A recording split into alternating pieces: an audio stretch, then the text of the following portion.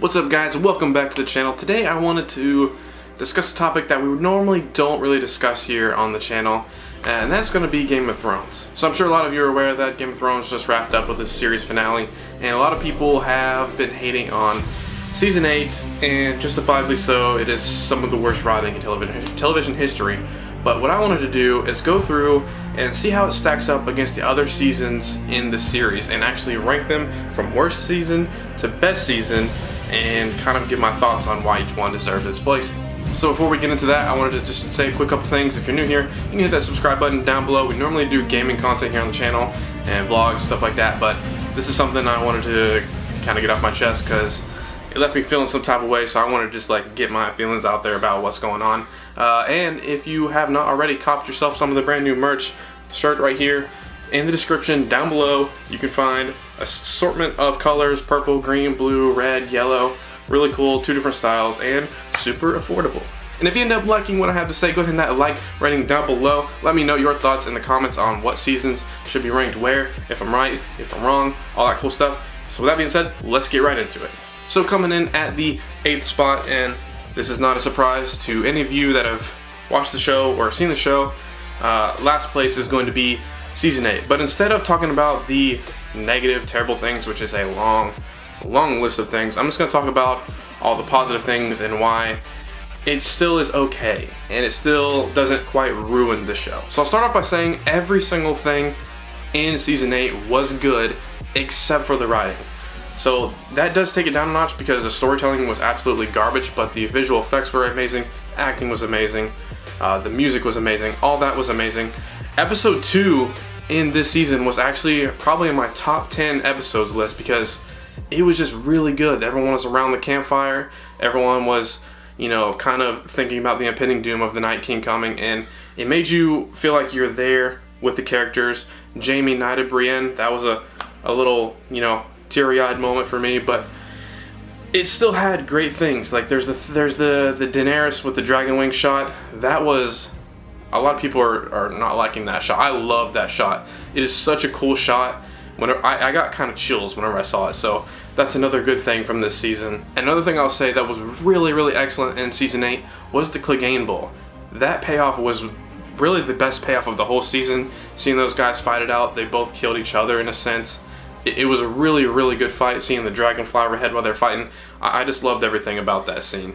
And we also got Jon riding a dragon for the first time. A lot of people thought he was going to ride a dragon, and we actually got that in this season. So as bad as most of the season was, we still got to see Jon ride a dragon. So we now have 2 dragon riders instead of just Daenerys. But building on the dragons, one thing that I found myself feeling during Season 8 was I didn't have any emotion towards the characters. I felt more emotion towards the CGI creature in Drogon than I did for any of the characters in the finale. I felt more sadness for Drogon when he saw Daenerys dead than any other of the characters. I had no emotion besides really anger and some of how the things are playing out.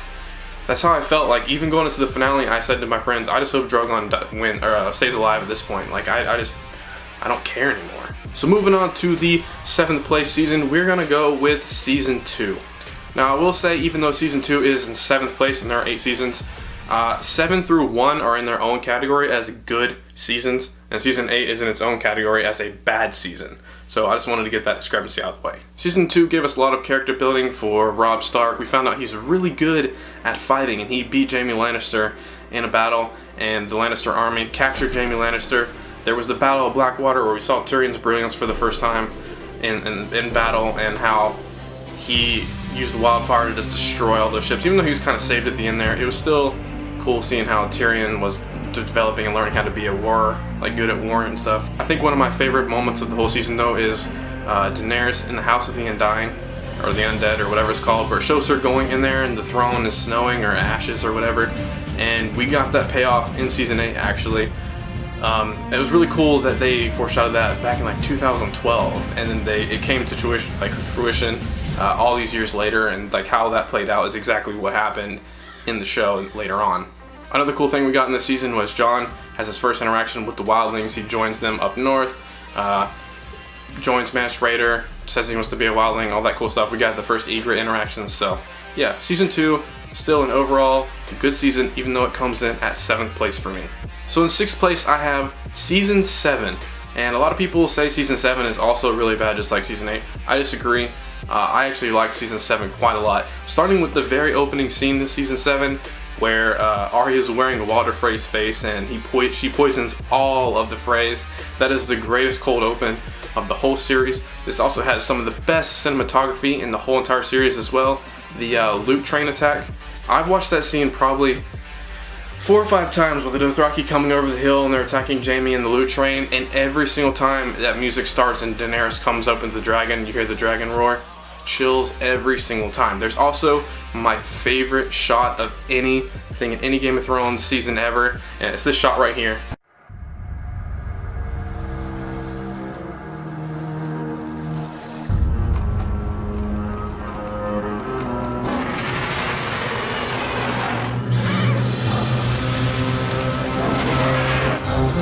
Take cover! Just the beauty, like I can't describe it.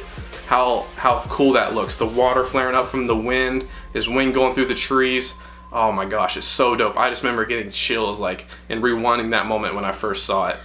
Another great episode was the episode Beyond the Wall, where Jon and everybody was kind of held in or trapped by the White Walkers, and Daenerys has to come save them. What sucks about that is I actually watched this video where it like told me what happened before I saw it, so that was kind of spoiled for me, but it was still a really good episode. I liked the surprise of a dragon being killed and him resurrecting it and all that. And then we also got, later on in the season, as bad as the payoff was for it in the end, we got the Night King bringing down the wall to end the season, and that was just a great cliffhanger to go on into Season 8. So in 5th place I have Season 5. Season 5 has a lot of key plot points that happen.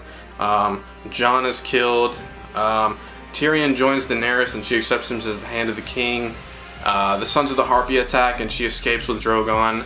That's a cool scene where Jorah saves her and Drogon comes in and like burns everybody at the last second. I think one of the best episodes of the season though is got to be Hardhome, where Jon's trying to convince the wildlings to come with him past the wall to be safe, and in the middle of them getting everybody out, the White Walkers attack, and it is just an epic battle. And Jon discovers that he can kill White Walkers with his Valyrian steel sword. So another cool moment, even though we lost a lot of wildlings, but still another great season. Now these top 4 were actually really hard to order out. I think 3 and 4 are very close, and 1 and 2 is very close. And in 4th place I actually have Season 1, Where It All Began. So Season 1, one of the key points obviously is Ned Stark. Such a great character, such an unexpected death, and I think that's what got people hooked on this show. Another great character with an early death is Khal Drogo, a ruthless warlord at first, but by the end of the season you see that he's kind of changed his ways because Daenerys has brought him along. That's another thing with Daenerys, is you get to see her from this scared little child grow up and start to see her transition into becoming like a queen, a ruler, and I don't know, I just like the development of Season 1. And of course at the end of the season we also have Daenerys walking into the fire, coming out with those 3 dragons. I think another key scene in the series and why so many people got hooked. You just see this girl walk into the fire and come out naked, and pretty hot, I must say, and covered with these 3 little dragons. You're like, oh shit, what just happened? Okay, she can't be burned, I guess. So our top 3, we are now at 3rd place, and 3rd place is going to be season number 3. Season 3 has a lot of key moments happen. Daenerys gets the Unsullied army. Jaime loses his hand, and we get to see a lot of the Brienne and Jaime development as they are traveling down.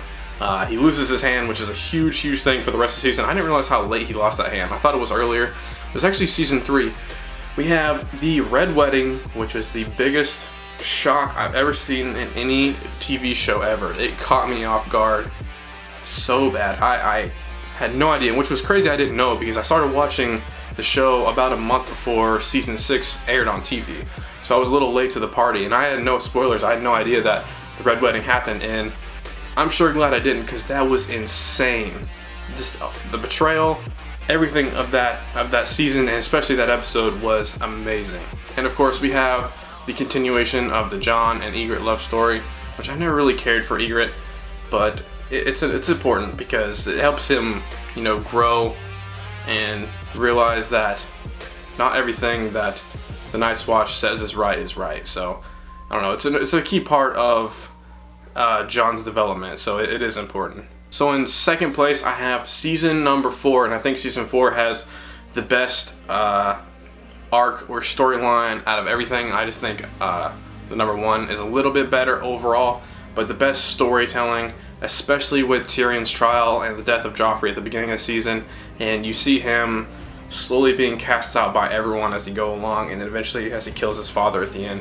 You can tell he's really done with Westeros and he's having to move on to another chapter of his life. Probably got one of my top 3 favorite battles with the wildlings attacking the wall.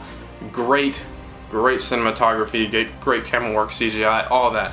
Such a good battle. I love that battle so much. It is great. Season 4 is also where we get a bunch of the Hound and Arya storyline, where they develop together as characters and kind of mesh and, you know, teach each other a little bit about revenge and, you know, not being so hateful. You know, how, I don't know, it's a great combination of characters, and I think everybody loves their story together, and seeing that pay off in the season 8 was another good thing about season 8. But yeah, and of course we cannot forget about Tyrion's trial, where the Mountain and the Viper face off in a great fight where the Viper should have won, and Oberyn got a little bit too cocky and he gets his head just exploded.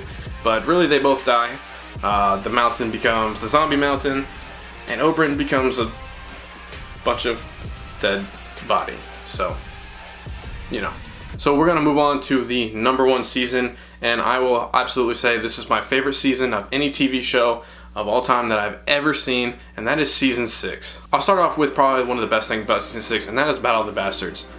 That battle was so well shot, so well choreographed. Everything about it, the effects, seeing them build that battle scene with the bodies piled up and, you know, the horses running at each other and hitting each other, that was amazing. I love every single bit of it. The feeling of being smothered as Jon was being smothered. I felt like I was like being smothered. It was crazy how well they shot that. You get the payoff of Ramsay being killed at the end.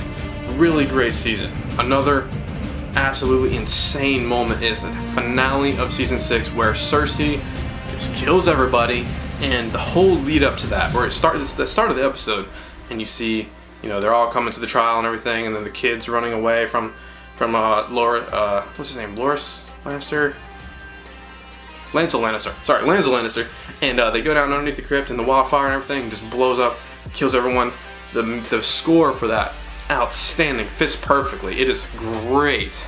We have Daenerys burning all of the khals, getting the Khalasar back together. She's now got basically all of the Dothraki, and we end the season with her coming across to just destroy Westeros. Another couple huge reveals. The Hodor reveal, why Hodor is Hodor, because he was normal before, and Bran basically causing him to be Hodor for his whole life. We have the Jon is really Aegon Targaryen reveal, which is another episode 10 of season 6 is probably the greatest episode of anything ever. It's got all these reveals. It's got Cersei killing everybody.